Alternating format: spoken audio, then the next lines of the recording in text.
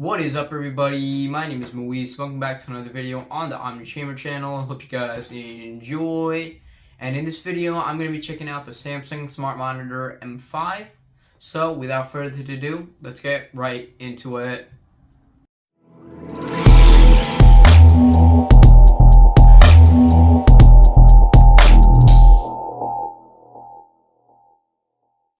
Okay, so this smart monitor is a lot like a smart TV. All of the features and apps in a smart TV are able to be done here, such as like Netflix, Disney Plus, stuff like that. And if I so desired, I can go into the apps section and I can download more things if I didn't do that while setting up or it wasn't factory downloaded. Now, something that smart TVs don't have is what's called Samsung DeX. So if I head into Samsung DeX right now, as you can see, I can connect my Mac, my PC, or my mobile phone to the monitor, and I can pretty much make that into a PC that I'm using on the monitor. Now, some TVs do offer Samsung DeX, but what most TVs don't offer is Windows PC or Mac PC. And they also don't offer the web services, as you can see on the bottom, Microsoft 365. Pretty much what you do for all of these is you sign into the account. So for example, Microsoft 365, you would sign into your account, and that will allow the monitor to have access to that stuff, and you can work offline if you so desired, and you can do your work there. Now, another interesting thing is if I head into an app here, I can control the browser not just by my remote but also by keyboard and mouse. So I have my keyboard right there, and I can just use that when I am wanting to do something. Now, the actual monitor specs include a 1080p monitor that is 32 inches. It's obviously by Samsung. It was released in October 1st, 2021, so about a year ago. It's been about a year since this monitor released, and it is a pretty good monitor.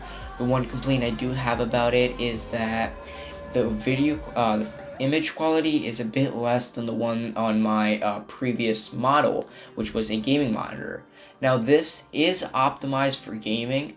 There is a game mode in this, so if I go to settings right now, as you can see right here, if I go into settings, there's going to be a tab called game, and I can click on game mode, which is pretty much going to optimize it for playing video games and stuff like that, or I can click on ultra game view, which is going to optimize it for watching people play games. So if I head into my PS5 right now, we're going to check out the gameplay, and I'll let you know about that. Alright, so I can go into Spider-Man over here, and I can start playing video games. And as you can see, as I swing around, it has optimized it for gaming, and it's pretty smooth going around turns and stuff. It's not that late. There's not that big of a latency. Now, this does have the gaming monitor I had previously had, I believe, like just a couple of millisecond latency. This has much more latency because it's not solely for the purpose of recording or playing video games, but it does have that functionality, but it's not solely for that. So that's why latency is a bit slower, but it is pretty smooth, and swinging around isn't that bad, and I actually pretty enjoy playing it. And one thing I love about this is that it actually has speakers in it. And so as you can see, whatever I do on my controller, it replicates on the screen pretty instantaneously. But yeah, one thing I really like about this is that, like I was saying, it has speakers. Most gaming monitors do not have that, and I'm glad this one does. This monitor does. Alright, so now for another one of my complaints about this monitor is actually the lagginess of it. So if I head back into internet, you can see I'm moving the mouse, but it takes it a couple of seconds to actually register that fact. Now that might just be because it's third party, but if I do click on an app, you can see how long it takes for it to actually load.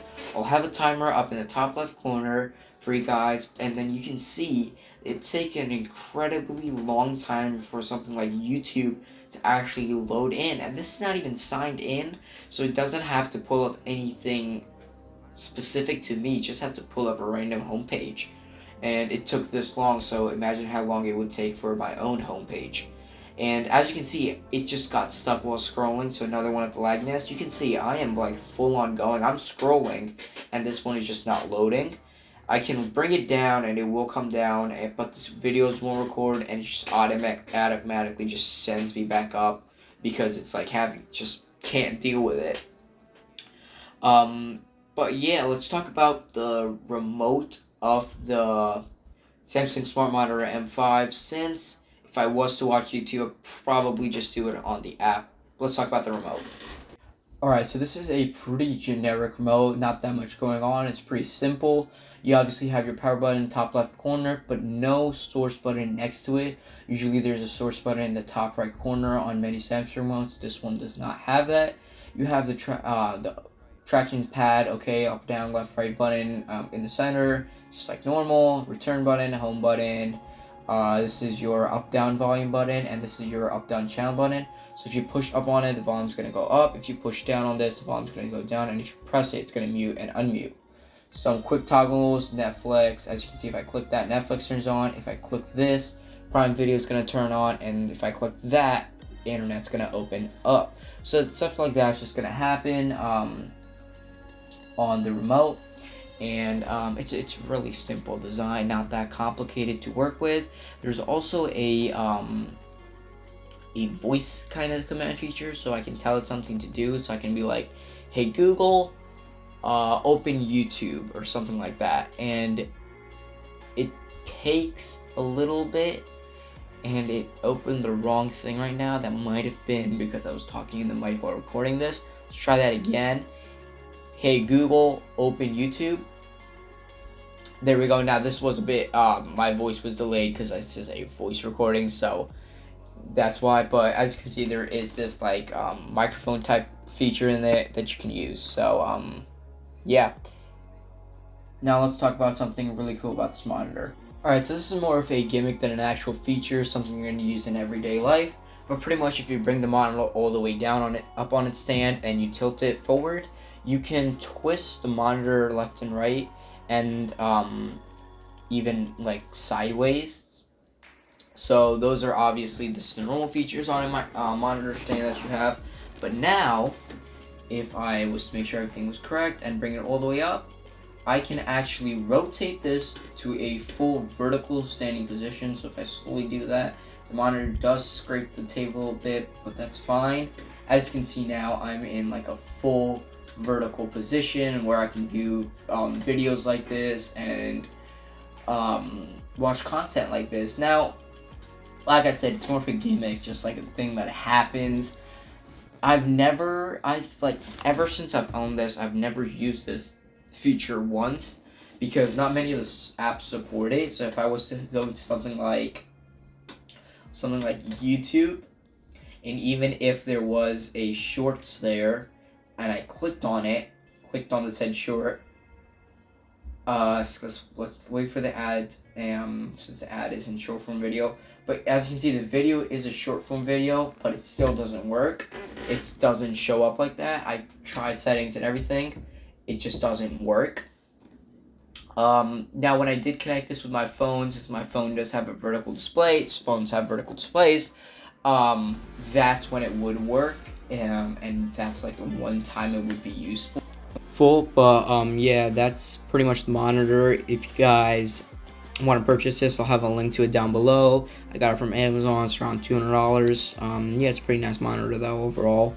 My two biggest complaints have to be that it's a bit laggy and the picture quality isn't amazing. It can definitely be better. But I'll catch you guys in another episode. Peace. Subscribe.